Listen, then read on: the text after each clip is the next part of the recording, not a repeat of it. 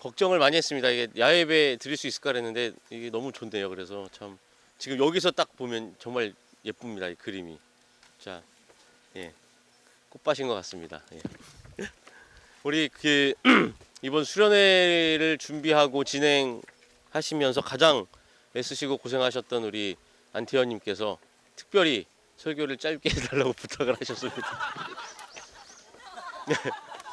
짜장면이 와야 되기 때문에 예.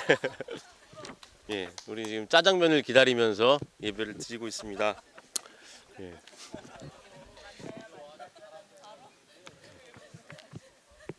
자, 그 밥이 있으니까 이따 짬뽕 국물에 밥 말아 드셔도 됩니다. 예.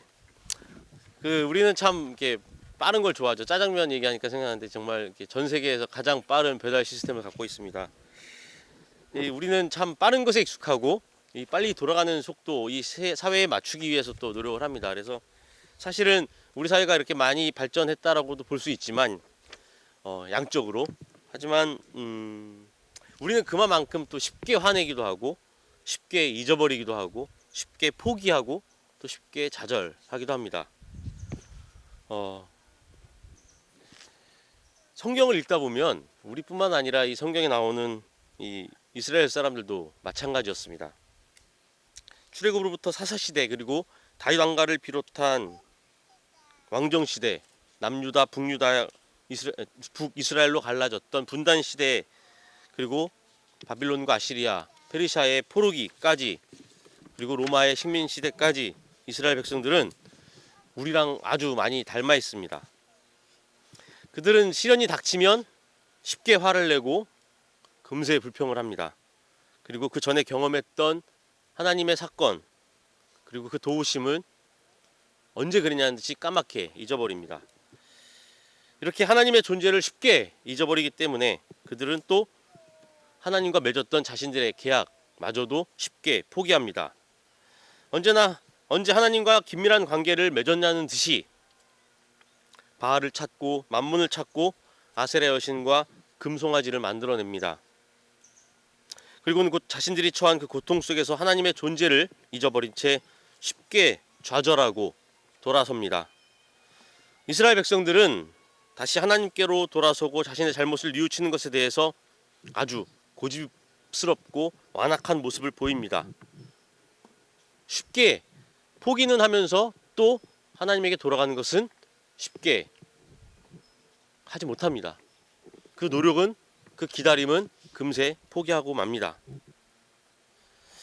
하나님에 대한 그 신뢰를, 하나님과 맺은 그 약속을 쉽게 포기하면서 그들은 자신들의 힘, 능력 혹은 여러 가지 외교적 정치적인 노력을 통해서 그 상황을 돌파해 보려고 합니다만, 그러한 노력은 오늘 하나님의 말씀을 통해 아무런 소용이 없다라고 선언됩니다. 하나님께서는 예언자 이사야를 통해 말씀하고 있습니다. 너희는 회개하고 마음을 편안하게 하여야 구원을 받을 것이며 잠잠하고 신뢰하여야 힘을 얻을 것이다. 하지만 그들은 그렇게 하지 않았습니다. 오히려 이렇게 대답합니다. 그렇게 하지 않겠습니다. 우리는 차라리 말을 타고 도망가겠습니다.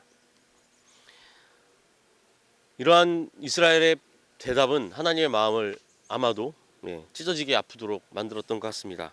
그리고 하나님은 아주 깊은 실망에 빠지셨습니다. 이렇듯 이스라엘은 정말 기다릴 줄 몰랐습니다. 아마 그들이 기다리지 못했던 것은 자신들의 조상 그리고 자신들이 맺었던 하나님과의 약속을, 그리고 하나님이라고 하는 하나님의 존재를 신뢰하지 못했기 때문입니다. 그들이 어떻게 애굽에서 해방을 맞았으며 또 그들이 어떻게 땅과 민족을 형성했으며 어떻게 하나님의 도움으로 지금까지 왔는지 그들은 금세 너무나도 빨리 잊어버렸습니다. 결국 그들은 그 모든 것들 다 빼앗기고 포로 신세가 되고 맙니다. 하지만 하나님께서는 그들을 그대로 내버려 두진 않으셨습니다. 이사야는 이렇게 말합니다. 그러나 주님께서는 너희에게 은혜를 베푸시려고 기다리시며 너희를 불쌍히 여기시려고 일어나신다. 참으로 주님께서는 공의의 하나님이시다. 주님을 기다리는 모든 사람은 복되다. 하나님은 우리를 그냥 내버려 두시지 않습니다. 우리가 힘들고 어려울 때 우리가 느끼지는 못할지언정 언제나 우리와 함께하고 계셨습니다. 그리고 우리가 그를 찾고 불러주기를 기다리고 계십니다. 그리고 우리가 그를 찾았을 때 나 여기 있어 라고 그는 대답하고 응답하십니다. 우리는 그 때를 기다려야 한다고 말합니다. 하지만 그 기다림은 사실 시간의 기다림일 뿐이었습니다. 그때가 언제 올지 가만히 앉아서 그 시간이 도래할 때까지 기다리는 것이 우리는 참 기다림이라고 생각했습니다. 그리고 그 기다림은 우리로 하여금 점점 망각과 절망에 빠지게 합니다. 하지만 우리가 기다려야 하는 그 기다림은 시간의 기다림이 아닙니다. 바로 공간의 기다림입니다. 우리가 형성하고 우리가 함께 이루는 이 곳, 이 자리, 이 공간, 이 공동체 안에서 우리는 하나님을 기다려야 합니다. 그리고 그 기다림은 단순히 피동적으로 기다리고 시간이 흘러가도록 내버려 두는 것이 아니라 그 시간을 당겨와서 지금 이 공간 안에서 실현시키는 것입니다. 시간은 흘러갑니다. 하지만 공간은 우리가 만들어가는 것입니다. 우리가 만든 공간에서의 기다림, 그것은 미래의 사건을 지금 우리가 함께 선취하여 이루어내는 것입니다. 6.15 공동선언이 있은 후 많은 사람들은 그동안의 분단이 이제 종식을 맞이할 거라는 희망에 가득 찼었습니다. 그리고 문재인 정부 들어서 두 차례 남북 정상회담과 북미회담을 통해 이제 평화와 통일은 눈앞으로 다가왔다라고 기대에 가득 찼었습니다. 하지만 우리는 또 기다림 앞에 놓여 있습니다. 그때가, 그 평화가, 그 통일이 언제 도래할지 우리는 알지 못합니다. 하지만 우리는 넉넉히 시간만 가기를 기다려서는 안 됩니다. 우리가 이 땅의 평화와 통일을 이루기 위해서는 먼저 우리의 공간 안에 평화를 이루어야 합니다. 평화를 위해서 힘쓰고 행동해야 합니다.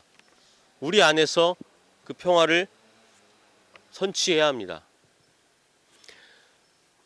예수께서 십자가에 달려 죽으신 후 그의 다시 오심을 기다리던 사람들이 있었습니다. 그들은 넉넉히 시간이 가기를 기다리지 않았습니다. 그들은 공간에 모여서 그 공간 안에서 그들과 함께 하시는 하나님을 경험했습니다. 그리고 그 공간을 이 세계 안에 확장시키기 위해서 노력합니다. 그것이 바로 교회입니다. 교회는 단순히 재림의 때, 마지막 때를 기다리는, 구원의 때를 기다리는 공동체가 아닙니다. 우리는 우리가 만든 이 공간, 공동체 안에서 바로 그 구원의 역사와 사건을 미리 앞당겨서 이루어내는 공동체입니다. 오늘 하나님께서는 말씀하십니다. 기다리는 이에게는 복이 있을 것이다. 그 복은 바로 우리가 지금 이곳에서, 이 자리에서 미래의 일을 미리 앞당김으로써, 노력함으로써, 행동함으로써 기다리는 그 기다림의 행위, 기다림의 공간 자체일 것입니다. 우리는 그곳에서 축복받고 복을 누리는 사람들입니다. 다 함께 침묵하겠습니다.